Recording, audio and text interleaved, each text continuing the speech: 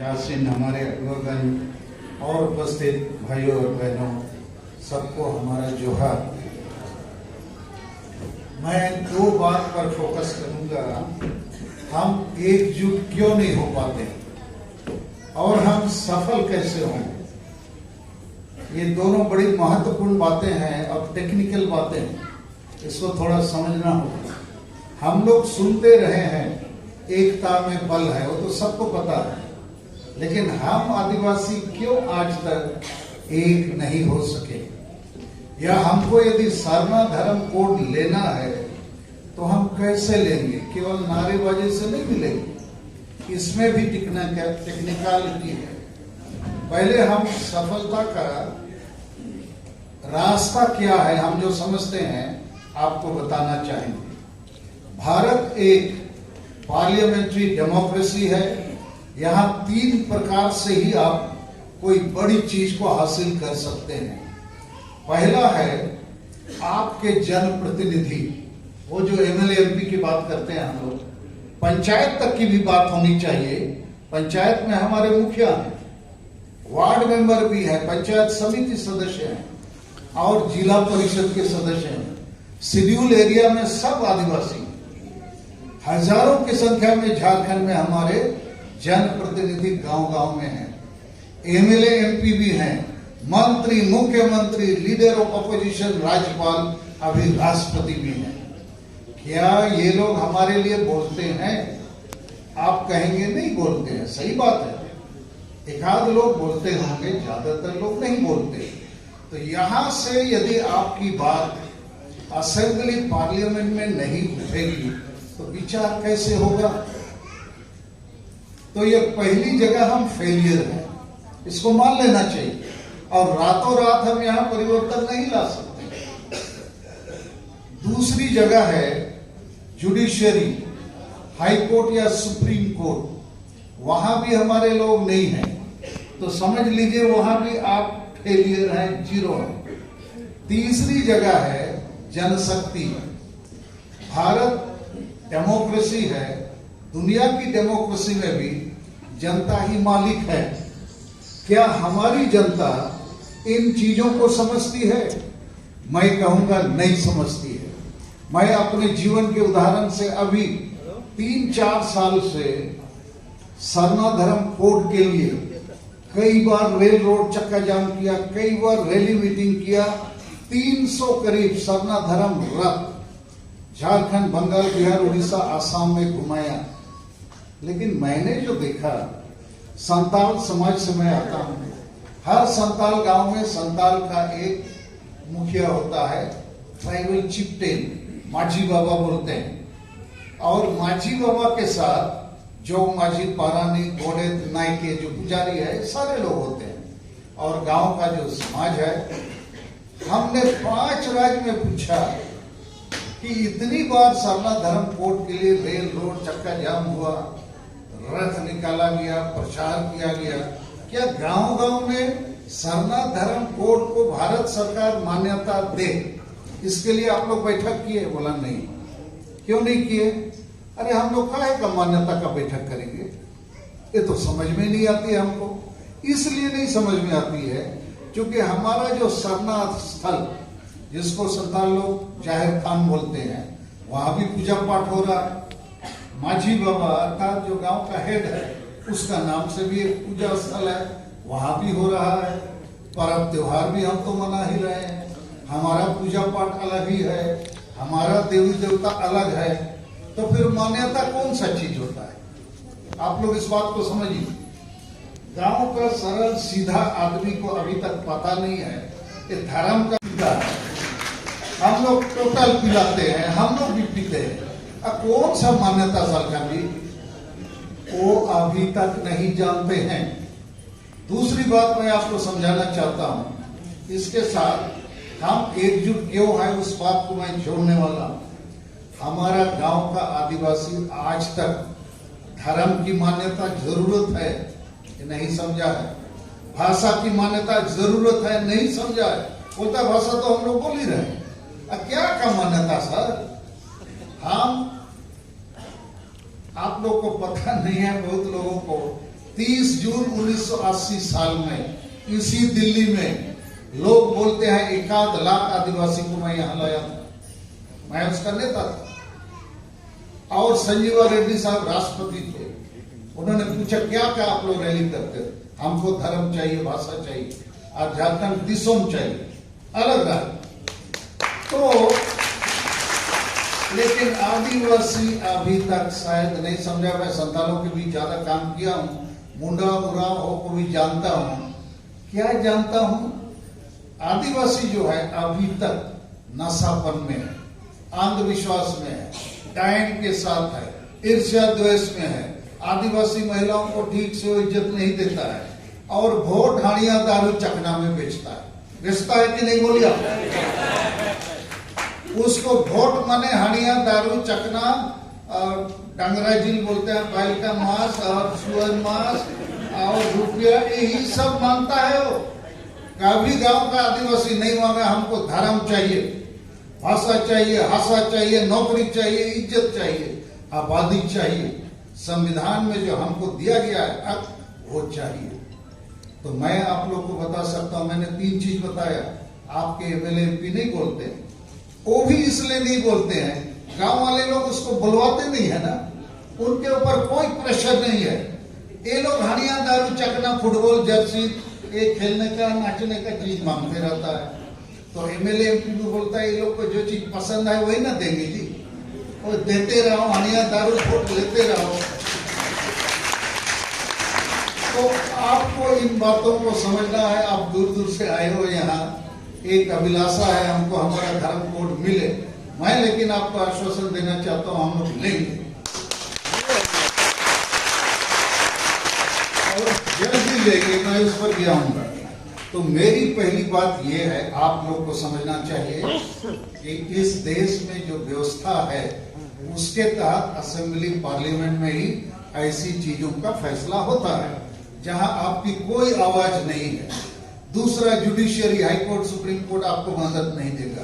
तीसरी शक्ति जो आपकी बहुत बड़ी शक्ति है, हर आदिवासी गांव में हजारों लोग रखते हैं, हजार लोग। मान लिया एक जिले में, गुमला जिला या सिमडेगा जिला या खूंटी जिला में 100 गांव का आदमी एक जगह जमा हो जाए, कई लाख हो जाएगा, होगा कि नहीं? लेकिन बुलाने से नहीं आएगा, वो बोलेगा गाड़ी भेजो, खाना भेजो, कौन बुलाया है, कौन पार्टी का है, किसका है, इसका है, बोलेगा इतना दूर जाएंगे तो धूप लगेगा, खाना कौन देगा, पुलिस कहीं पीटेगा नहीं। इन लोगों को समझ में नहीं आता है। तो अभी तक हम तो अभी एक आंदोलन में ही है, ये सरना धर्म कोड का।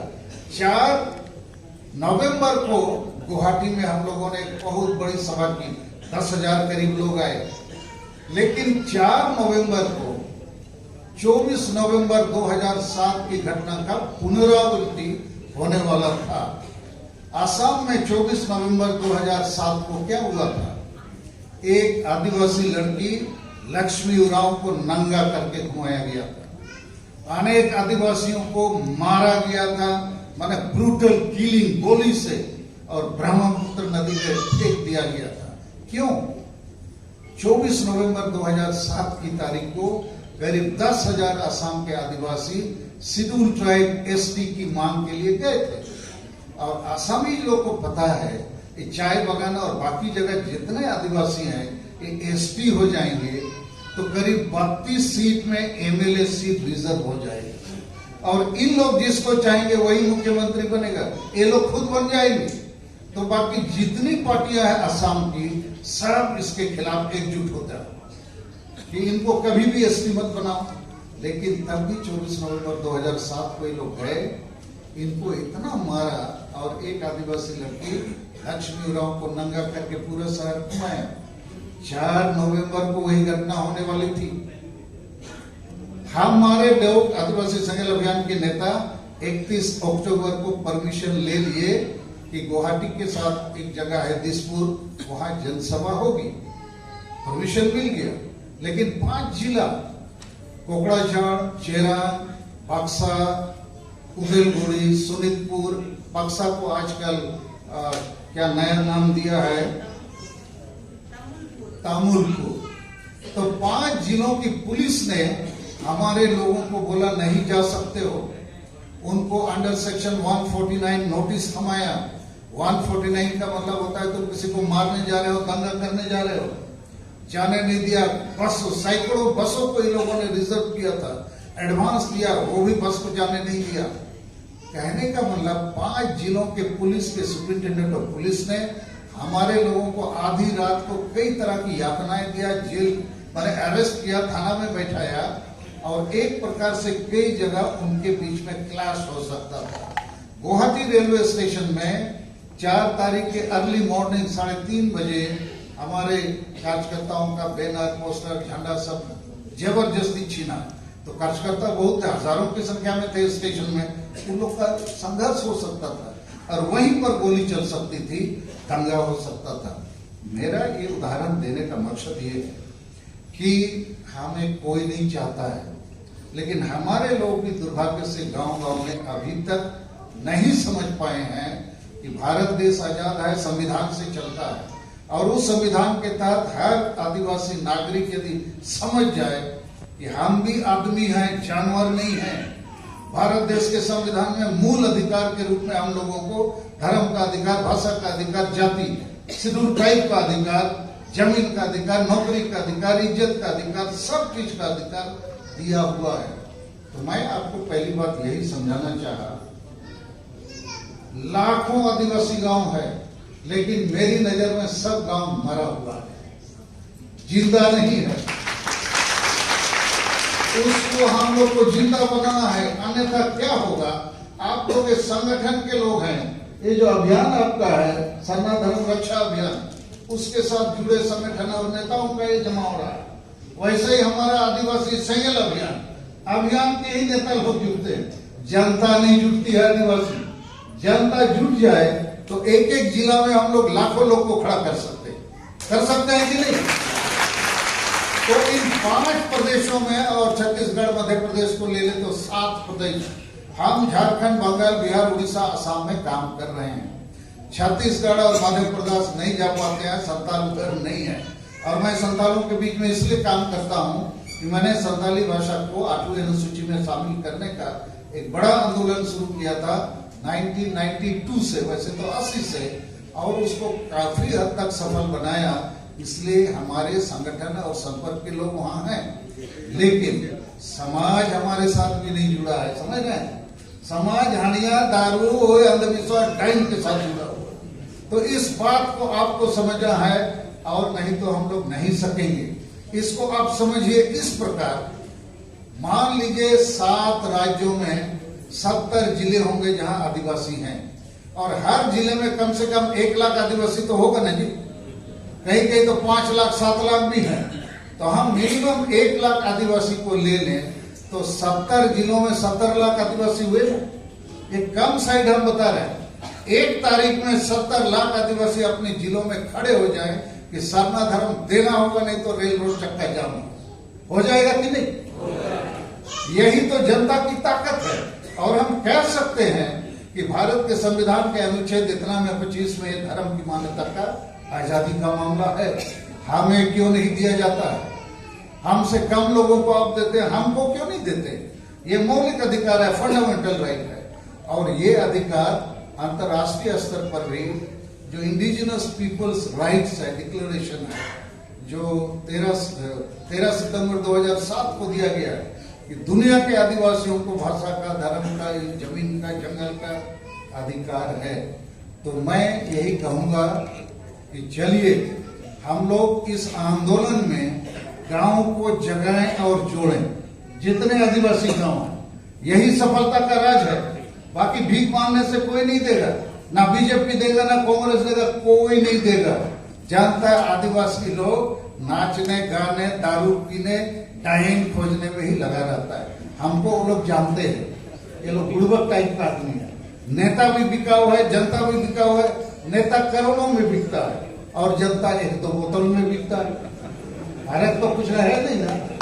तो ये मेरी पहली बात आपके लिए है, और हम इस पर काम कर रहे हैं, बहुत जबरदस्त काम। उसके लिए मेरे पास समय नहीं है अभी बताने के लिए, लेकिन कभी हम बैठ के आप लोग को बताना चाहेंगे।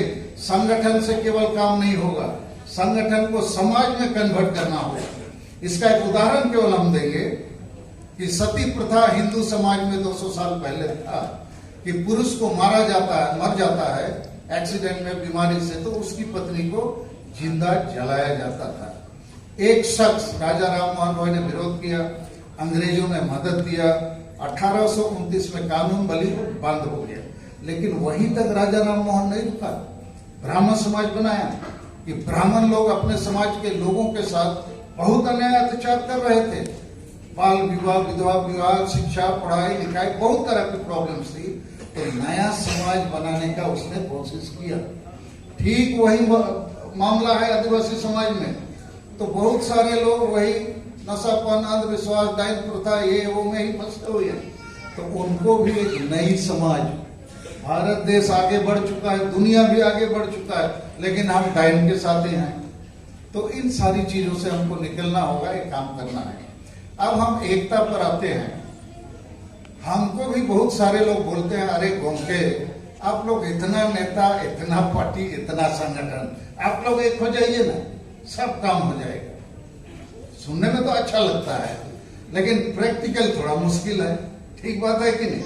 लेकिन इसके बावजूद भी काम हो सकता है। मैं उदाहरण दे रहा हूं, बंगाली लोग या पंजाबी या उड़िया या बिहारी या गुजराती, वो भी एक पार्टी में नहीं है, अनेक पार्टियों में है, अनेक संगठनों में है, लेकिन उनके पास एक ड्रीम है, एक गर्व करने का कोई मुद्दा है। जैसे बंगाल के बंगाली सब पार्टियों में है, सब संगठन में है, लेकिन जब उनके ऊपर हमला होगा उनकी भाषा, संस्कृति, इतिहास और गौरव पर, तब वो लोग बोले हमारे सोनार बांग्ला, सब एकजुट हो जाएगा।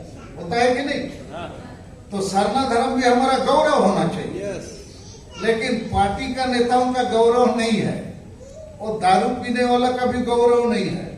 यहां तक कि हम ये भी बोलेंगे, किसी को दुख नहीं लगना चाहिए, हमारे जितने पढ़े लिखे लोग हैं, डॉक्टर, इंजीनियर, ऑफिसर, प्रोफेसर, वकील, ये सारे लोग को तो आदिवासी का ये सब मामला से कोई लगाव ही नहीं है। हमको कोई मदद नहीं करता है, अभी तक नहीं किया। बोलने से भी डरते हैं। जितना नौकरी वाला है उनका पेट फट जाएगा बोलने से। अरे धर्म तुम्हारे बच्चे को भी चाहिए। क्या सब कर रहे हो? ये बोलता है तो नहीं बंद कर। क्या बोलते हैं आप लोग? यही मुश्किल होता है ना, असली चीज आखिर में लाते हैं आप लोग, और दुकान बोलते हैं अभी टाइम हो गया बंद। अच्छा ठीक है, हम संक्षेप में अपनी बात को समाप्त करते हैं। लेकिन मेरी इच्छा थी आपको जगा के वापस भेजना। आप गलतफहमी में मत रहो, सच्चाई को समझो, वापस जाओ और इस काम को करो। हम 1-2 महीने में इसको जीत के दिखाएंगे।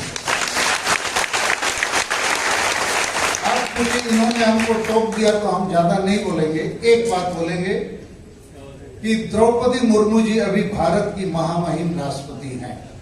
ये मामूली बात नहीं है। ये ऊपर बोल देना कि राष्ट्रपति भी बेकार है, वो भी बेकार है। अरे इस राष्ट्रपति को बने 3 महीना हुआ है। मैं उनसे हमेशा मिलता रहा हूं। जब हम मेंबर ऑफ पार्लियामेंट थे, वो एमएलए थी, मंत्री थी, राज्यपाल थी, तब भी हमारे सहयोग से उन्होंने CNT-SPD कानून को बचाया। ट्राइबल एडवाइजरी काउंसिल में 20 लोग होते हैं। 20 में एक रघुवर दास दिक्कू था, 19 आदिवासी था।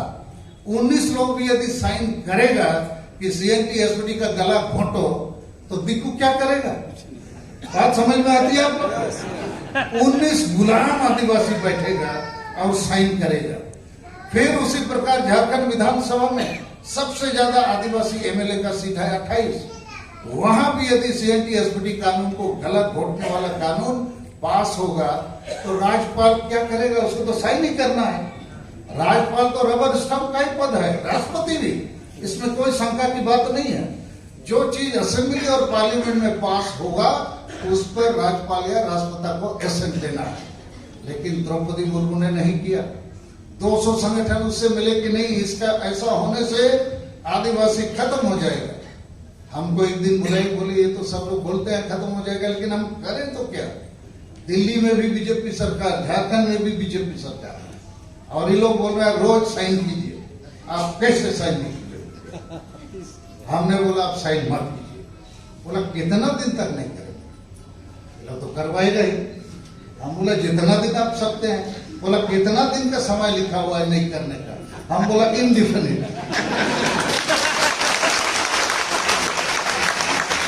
लेकिन इसी बीच में हमने बहुत बड़ा आंदोलन खड़ा किया CNTSPT कानून को बचाने के लिए।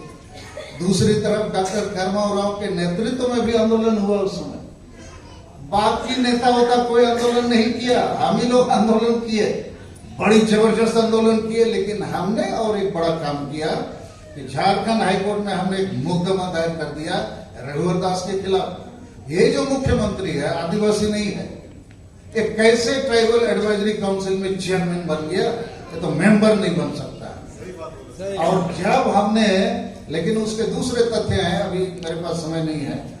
तो ये जब हमने मुकदमा दायर किया, रिट फाइल किया, तो हमने द्रौपदी मुर्मू जी तब राज्यपाल की, हमने कहा हम इस केस को बिल्कुल जीतेंगे। उसके आधार है कि झारखंड सरकार ने खुद ट्राइबल एडवाइजरी काउंसिल में कौन 20 लोग सदस्य हो सकते हैं उसका नियम पारित किया हुआ है। उसके तहत 15 लोग आदिवासी MLA होंगे, 2 लोग शिक्षाविद होंगे और 2 लोग वकील होंगे, तो 19 हो गए। और 20वां आदमी आदिम जनजाति का होगा। तो रघुवर दास किसमें आता है? ना आदिम जनजाति है, ना वकील है, ना प्रोफेसर, ना आदिवासी MLA। इसका मतलब वो मेंबर नहीं बन सकता है, चेयरमैन बन गए। तो ऐसी कमेटी के द्वारा पारित ये जो CNTSPT कानून में संशोधन है, ये इलीगल है। और आखिर राज्यपाल ने मेरी चिट्ठी के मेरे आधार पर चीफ सेक्रेटरी झारखंड को लिखा कि झारखंड मुर्मू ने ऐसा केस किया हुआ है, पहले इसका तुम लोग क्लैरिफिकेशन दो। अब दे नहीं सका तो वापस हो गया ना कानून। तो कहने का मतलब है कुछ रणनीति की बात होती है। मैं और एक रणनीति की बात आपको बताना चाहता हूँ, ये थोड़ा जरूरी है आपको समझना।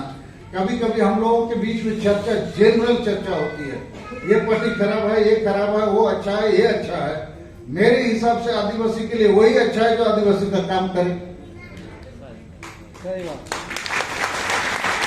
ये बात किए शर्मा साहब हमको बताते थे, हम उनको बोलते थे आप कांग्रेस में इतने साल थे, अभी बीजेपी के साथ राष्ट्रपति का आप कैंडिडेट बन गए, आप कैसा इधर से उधर कर रहे? बोला आदिवासी के लिए सब ठीक है, जहां से फायदा हो वही काम कर।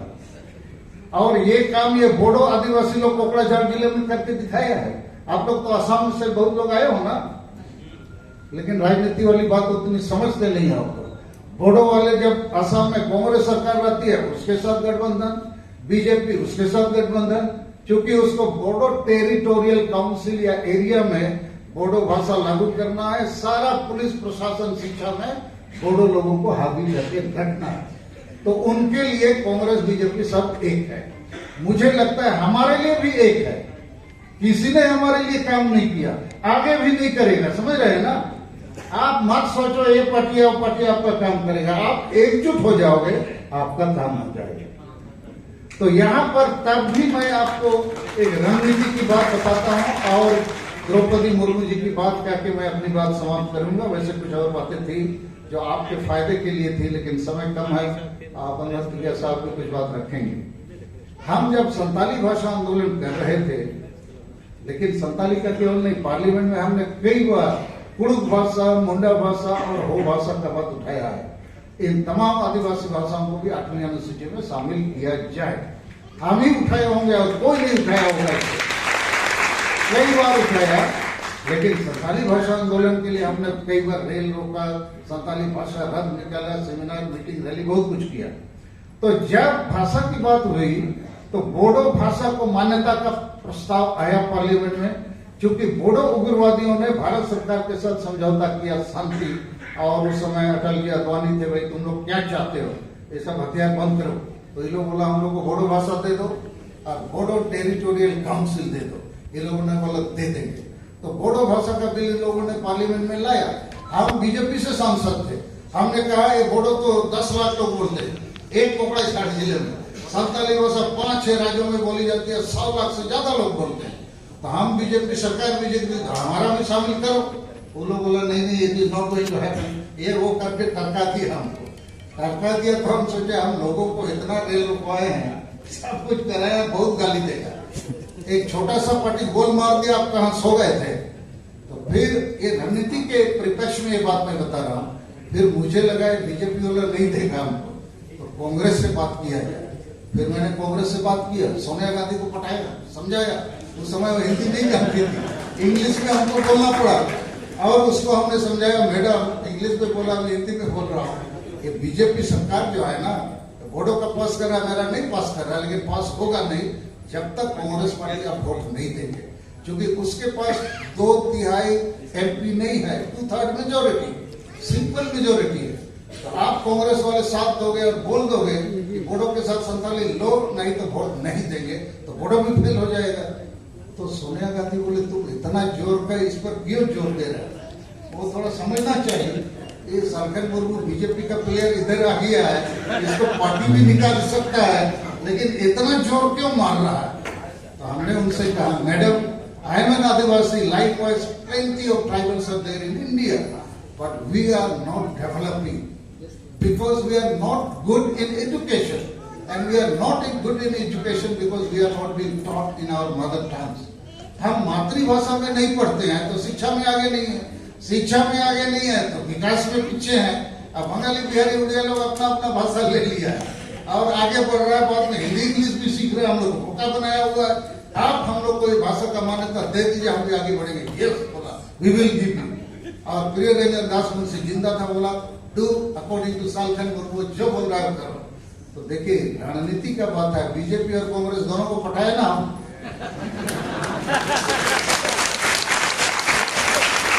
अभी भी मेरा कहना है, अभी द्रौपदी मुर्मू पर मैं बात करता हूँ। द्रौपदी जी से हमेशा मेरी बात होती रही है, लेकिन अभी 15 अगस्त को लाल किला से मोदी साहब ने भाषण दिया, बोला 5 संकल्प। 5 संकल्प क्या क्या है भाई? बोला इससे देश आगे बढ़ेगा। पहला कि हम विकसित भारत की बात करेंगे, हम अपनी जो विरासत है उस पर गर्व करेंगे, हम नागरिक की कर्तव्य का पालन करेंगे, हम एकजुट रहेंगे और गुलामी की मानसिकता से हमको बाहर आना चाहिए, तभी भारत आगे बढ़ेगा, भारत के लोग आगे बढ़ेंगे। हम तुरंत राष्ट्रपति और प्रधानमंत्री को चिट्ठी लिखा, अरे हम आदिवासी तो आजादी नहीं है अभी, कैसे आगे बढ़ेंगे? पहला हमको धार्मिक गुलामी में रखे हो, हमको धर्म का आजादी दे दो। अभी हमको दूसरे धर्म के अंदर में जीना पड़ रहा है, डर डर के कब खींच लेगा, मैग्नेट कब टान लेगा उधर। तो आजाद कहाँ है? हमको धार्मिक आजादी दो, सरना कोड। दूसरा हमने कहा हमको भाषाई आजादी भी चाहिए, हमारी भाषा से पढ़ना लिखना नहीं होता है, हमको दूसरी भाषाओं का गुलामी करना पड़ता है। तीसरा हमने कहा है, तो हम द्रौपदी मुर्मू पर, अच्छा अभी बात खत्म कर रहे हैं। द्रौपदी मुर्मू जी को हमने इस बार बोल दिया, 26 अगस्त को मिले थे हम, हमारी पत्नी हमारी बेटी भी थी। आप राष्ट्रपति बने हैं 5 साल, कुछ काम नहीं हुआ तो बहुत थूकेगा आदमी हम लोग। आपके ऊपर भी थूकेगा, हमारे ऊपर भी। जानता है बहुत लोग सालखन मुर्मू का लोग का संबंध है, आप लोग को मालूम नहीं होगा, हमारा गांव भी एक है, हम लोग रिलेटिव्स हैं। तो हमने उनको साफ साफ बोल दिया, 5 साल के राष्ट्रपति हो, उसके बाद थुकवाना नहीं, बदनाम हम लोग को भी नहीं करना है और सरना धर्म कोड दिलाना है, और भी बाकी बातें हमने कहा। तो उन्होंने कहा कि हमने उनसे कहा प्रधानमंत्री को समझाओ, ये हिंदू हिंदू करता रहता है लोग, हम लोग को हिंदू नहीं बनना, हम लोग को सरना बनना है।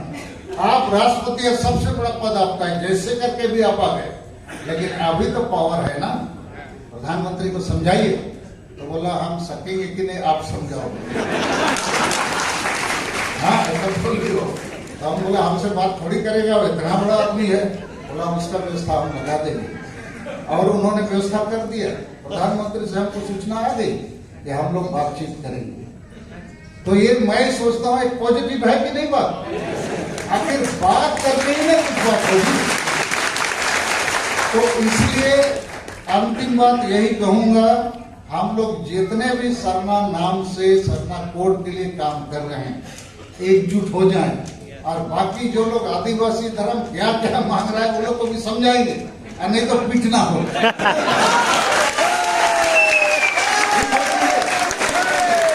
आपस का जैसे कौन लोग हमको समझाता है, अरे सलखन जी ये लोग सरकार का डायरेक्टर जनरल बोल रहा है, आप लोग इतना नाम से धर्म मांग रहे हो, तो क्या करेंगे?